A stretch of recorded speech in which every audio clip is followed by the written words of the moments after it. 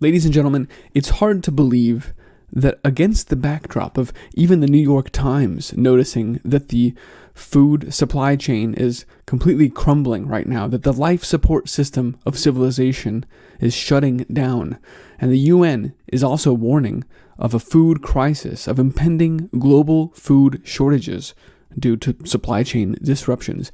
Even against that backdrop, and with Italy deploying armed police to keep the peace at supermarkets where food riots were breaking out. People were getting quite aggressive because they couldn't afford food. They can't even feed their family. And yet, even against all of these things going on, we see governments have already done this, have made it illegal to purchase seeds so that you can start growing your own food. This picture from Vermont. But they're not alone. And we need to talk about that. I'm Christian, and this is the IceAge Farmer channel. And it's true that Vermont has literally criminalized the act of selling seeds. They're called non-essential items, and Walmart and Target have all had to shut down their garden centers. Reading down here, the items cannot be sold in person. Among them include home and garden supplies. And the agency went so far as to specify that showrooms and garden sections of these home improvement centers, like Home Depot or whatnot, should be closed down unless there is a life-threatening emergency. Well, ladies and gentlemen, I would suggest that there is a life-threatening emergency. That's what it means when the UN and governments are putting out messages about impending global food shortages and the inability for us to feed our families. This is a life-threatening emergency. That's why I've been recommending you start growing your own food. And so it makes me mad when a government stands in the way of your ability to do that. And that's why I lead with that story. As I said, they're not alone. Maryland's regulations also specify that you're not allowed to buy gardening supplies or even painting, who cares, during this stay-at-home order. They're just not considered essential. Can you buy plants and seeds to garden at home? County officials specify, no, you cannot. Ladies and gentlemen, it's not just the United States. In fact, some other places have it even worse. Canada neglected to even add agriculture, the entire industry, to its list of essential practices. It's just unbelievable. Apparently, that's not critical infrastructure. We don't need food, Canada announces. And so the entire sector is warning food prices are going to spike and we'll probably have food shortages unless you let us grow food, which is what agriculture means. Canada needs to figure that out. Worse yet, Ontario, I got word that they had specified community gardens needed to be shut down right now. That was part of all outdoor recreational activities that have been closed down, including, quote, outdoor community gardens. These are the kinds of projects that should be flourishing right now. There's a sudden interest in growing food and in making ourselves more self-sufficient and growing local food, but that is being squashed out by these governments and their lockdown orders. Ladies and gentlemen, I would suggest, as I said, that this is a life-threatening situation and that we must push back against this complete invasion of our ability to grow food. That is a case where we need to be raising all sorts of issues to whatever city council, whatever level of government you have access to, needs to be hearing about that quite loudly, and you need to be gaining support for that. And then even as you do that, I think it's already the case where this is just something where civil disobedience is necessary. No one can tell you that you can't grow food for your family. That crosses the line.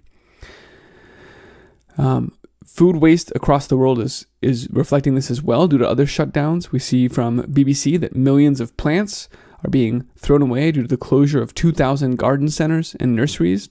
This is not the first time I've talked about nurseries shutting down, but it's not just gardens, it's not just farms and growing food, it's also livestock and animals.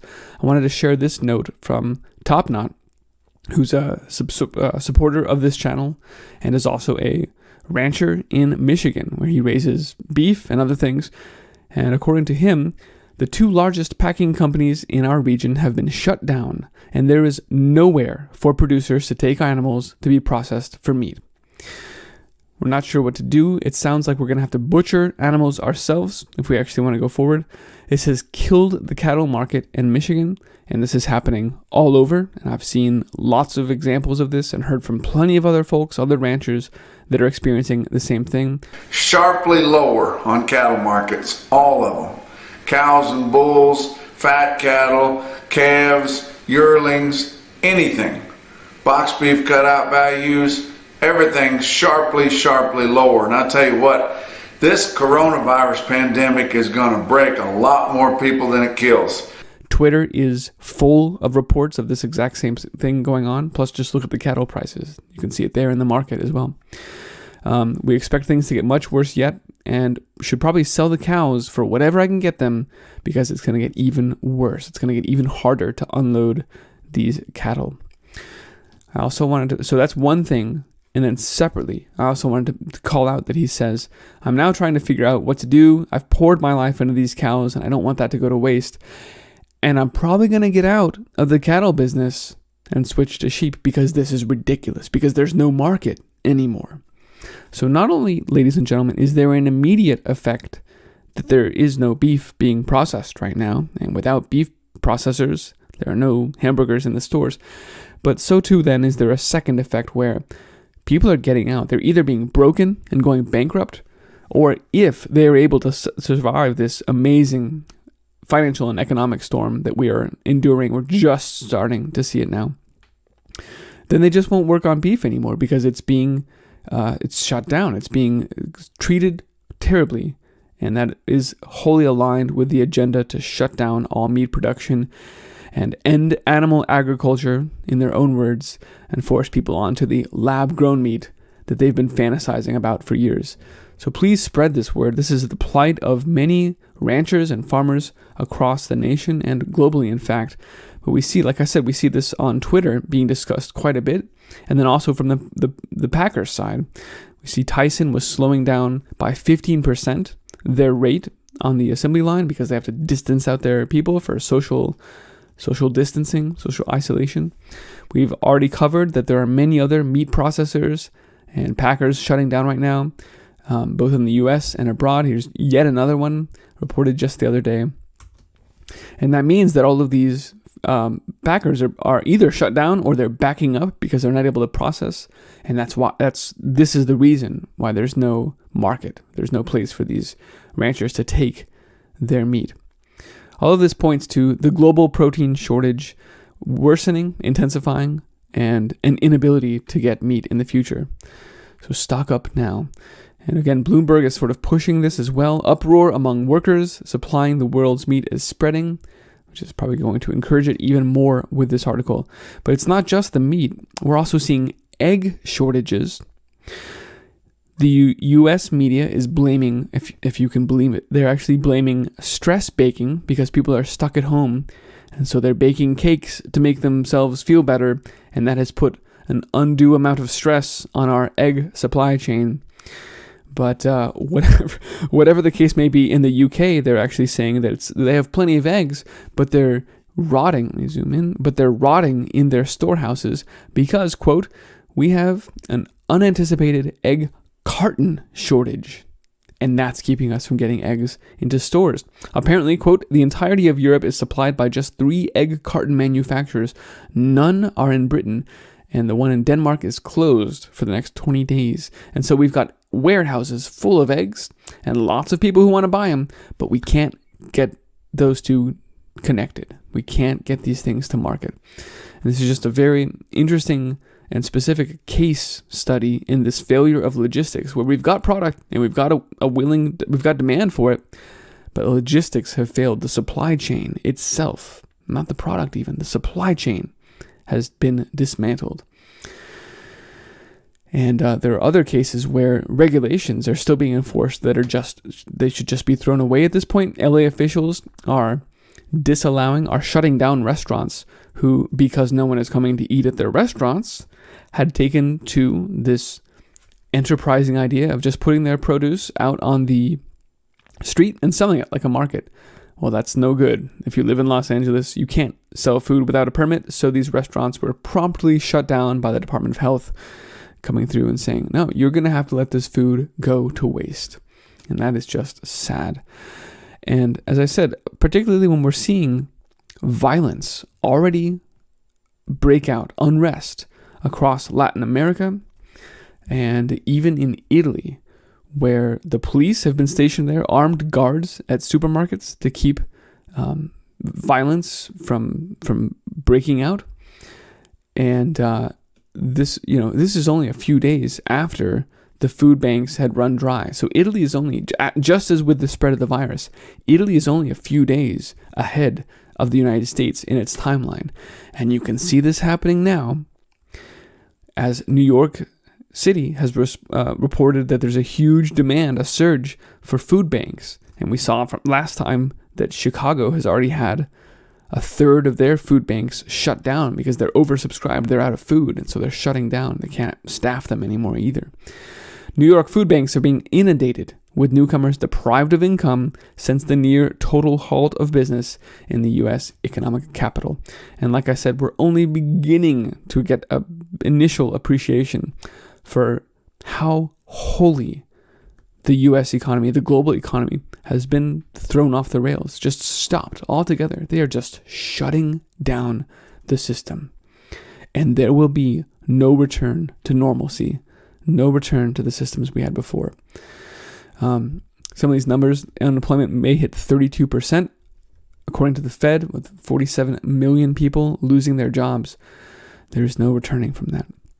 And as I said, this is flowing into then a demand for food from the food banks, and ultimately, like Italy and Latin America, will necessarily result in people who can't afford to feed their family anymore, spilling out onto the streets and getting upset and probably getting violent.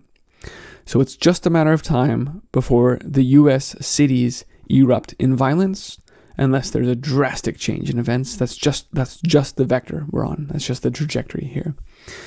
And there's other sad stories about food being wasted for bad reasons. Just as the meat supply lines, processors, have been shutting down or greatly decelerating, so too is this the case with dairy.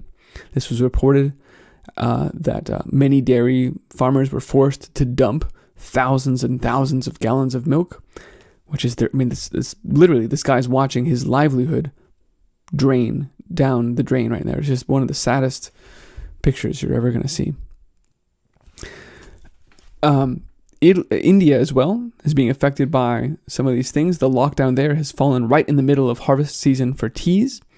And so from this article, quote, "The lockdown was inevitable. We had no other option to prevent the spread of this disease. But the tea production is going to be hit hard, and this will lead to a complete collapse of India's tea industry, the biggest tea industry in the world. It will take time to bring these bushes back to production. Again, you cannot recover from these situations overnight, especially when you're talking about crops and food production. It takes a lot of investment and time to get these systems stood back up. So while you can print more money, you can't print food. And another very telling sign and a concerning sign that comes out of India right now is that their oil refineries are shutting down. They're literally running now at 50% of their capacity. It's just like the dairy, just like the meat packers, because they can't get enough seeds, oil seeds, to turn into oil at these refineries. Zoom in here.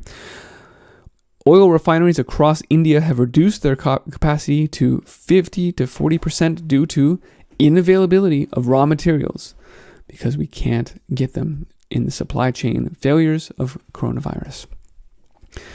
Now again, all of this is playing out against the grand solar minimum. It's just worth calling out and reminding ourselves that the food shortages we're seeing started due to immense crop losses, because we're in such a deep minimum of solar activity right now. And we're still there. There have been a couple initial playful sunspots from solar cycle 25, but still that's going to take time to start turning into to start stabilizing our growing seasons. And just as if to prove that point, this morning was one of the coldest April mornings on record across the Balkan, Slovenia, Croatia, Hungary, and northeast Italy, where they're still struggling with the virus, received terrible frost. It was down to -5 degrees Celsius, which, given that these vineyards and fruit plantations have already fruited, causes incredible amounts of loss, up to 100%, so complete loss in lots of vineyards and fruit plantations. And then, this answers the question, is our food supply under threat right now? Absolutely. And you must start growing your own food. And if you can't get seeds from your corner hardware store, then there are plenty of heirloom seed providers online. You can get to True Leaf Market at iceagefarmer.com/trueleaf. But if you don't get them there, get them somewhere and start up your garden and get plenty of them. Get a few years worth in case you have a bad year this year, or in case, as is happening everywhere right now, your neighbors are suddenly interested in growing their own food. Maybe you can start some things for them.